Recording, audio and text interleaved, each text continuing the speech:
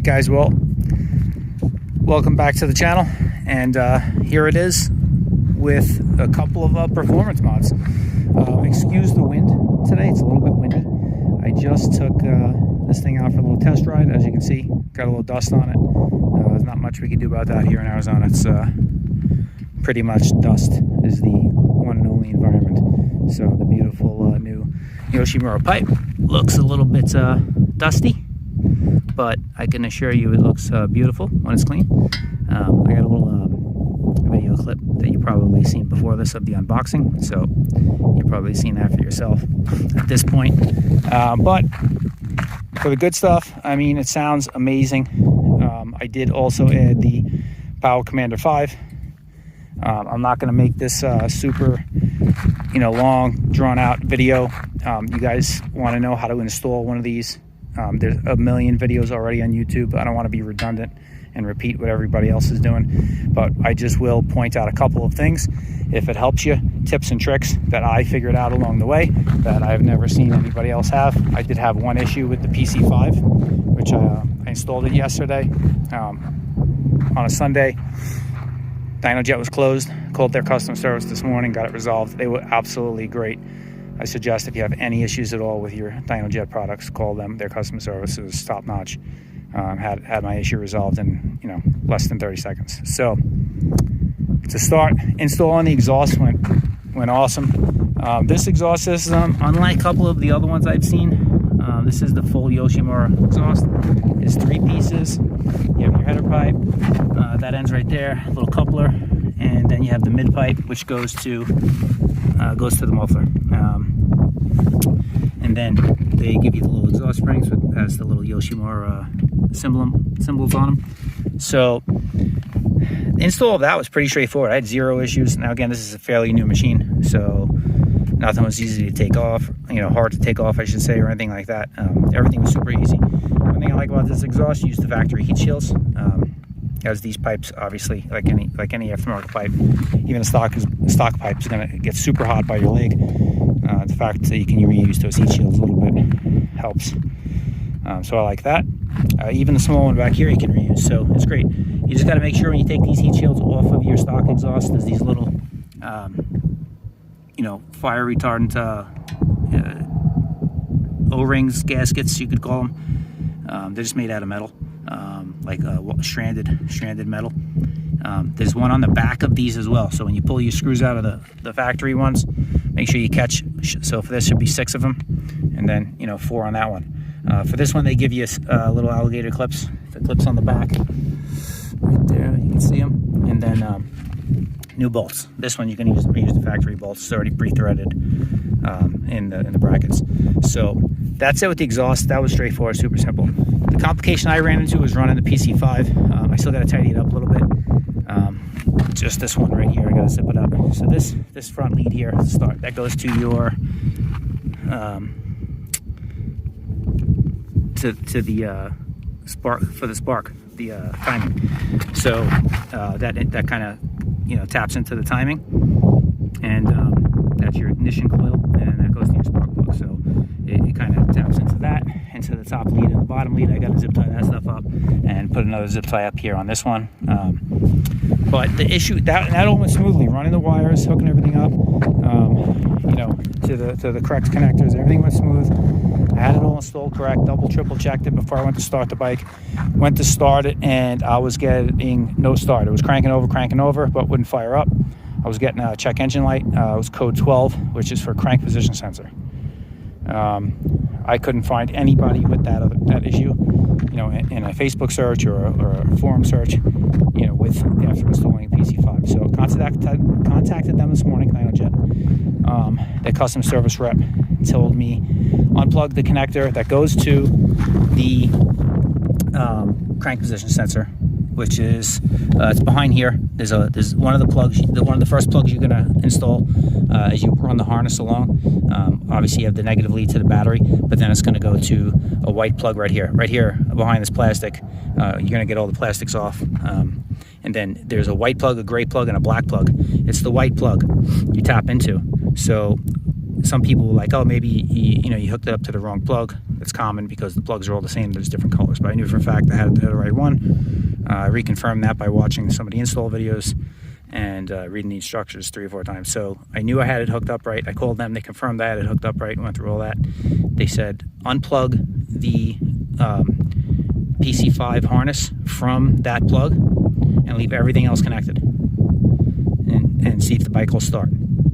Did that, reconnected the factory plug, left everything else hooked up to the PC5. The bike fired right up. No check engine light, no nothing, runs great.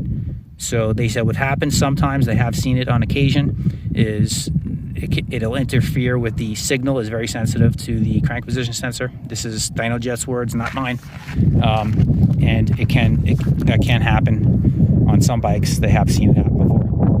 The fix is don't plug in that one plug. What that plug is used for is to pick up your engine RPM. It's used as a pickup for the power commander for your RPMs. They said the power commander will automatically default to pick up your RPMs by the injector pulse. So you don't need it.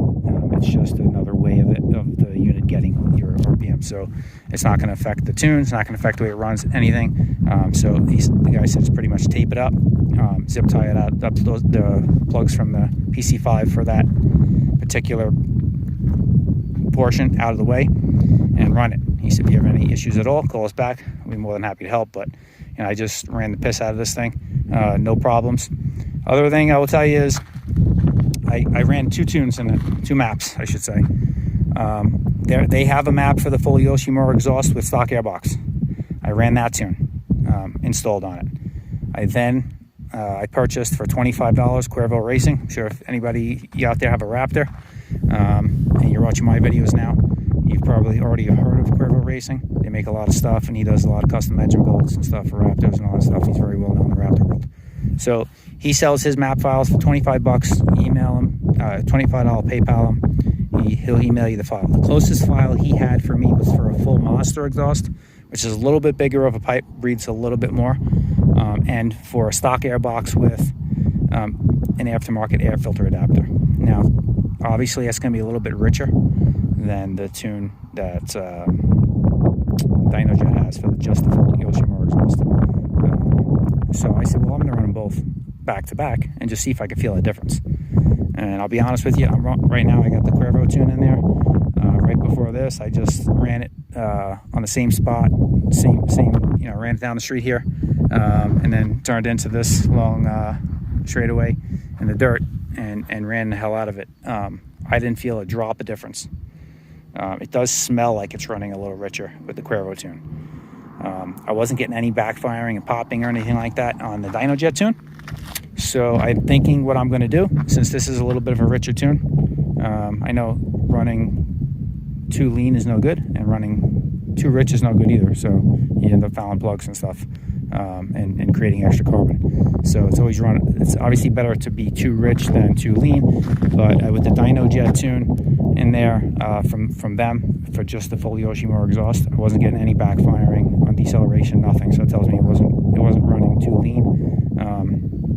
It ran great. I don't feel any drop of performance difference. So I think what I'm going to do is I'm just going to reinstall the Dynojet map on there, and then once I do something with the air intake, the adapter, I am going to leave the full air box, but once I do the adapter and say like a different air filter with the adapter where it's breathing, taking in more air, then maybe I'll throw the Cuervo tune in. But I have it. It's only $25. He's really cool that way. He doesn't charge you a fortune. He's already got the map files. It's not doing a custom tune. They're just map files he already has, and he sent you the file for $25. So that was the closest he had for my setup. He said he didn't have anything just for a straight Yoshimura stock airbox, stock air intake. So once I change the air intake up a little bit and let it breathe a little more with the adapter plate, and then I'll throw his tune on there, and I won't have to worry about it at that point. I'll already have it. So that's it for this one. Do you guys have any questions about this? This, again, straightforward, super easy install. The PCV, installing that around the wire harness is not hard at all.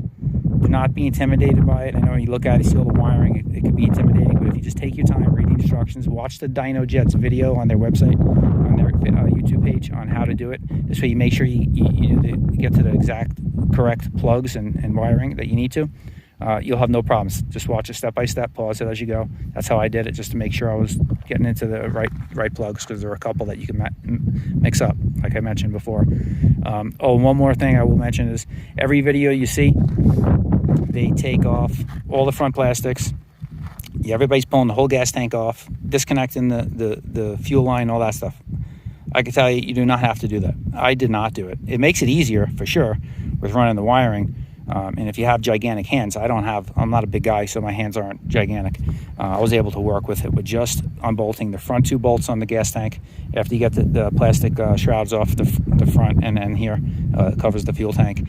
And then I just lifted up the backside of the fuel tank and put something in there just to rest on. Just to give me enough to get my hands in there and get the fuel injector plug off.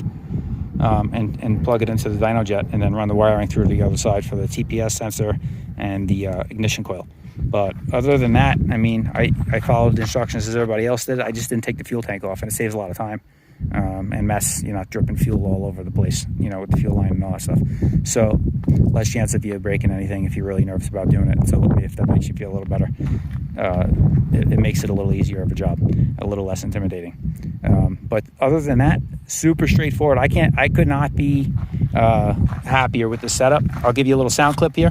I'm sure that's what you really all been waiting for. So let me fire it up for you.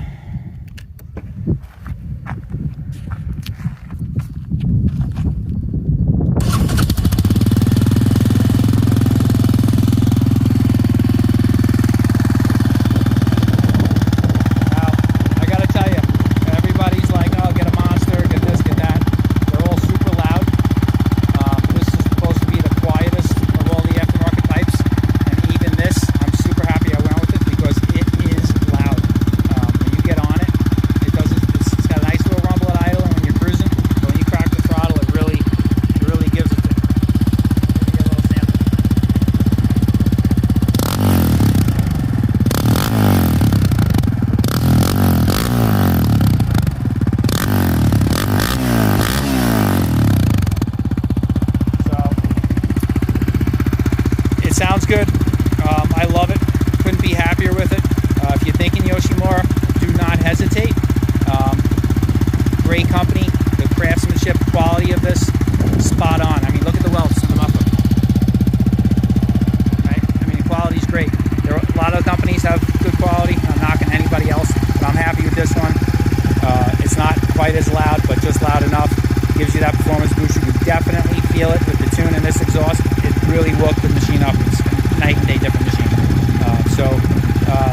Hope you liked the video, guys. Give a big thumbs up if you did. Comment down below. It really helps with the YouTube algorithms. And let me know what you think. Let me know if you got any other suggestions, what I should do to the bike. Questions, comments, anything. Let me know. If you haven't subscribed already to the channel, stay tuned. Some more content coming up on this, my daughter's DS250, and the Polaris Razor. Thanks again for watching.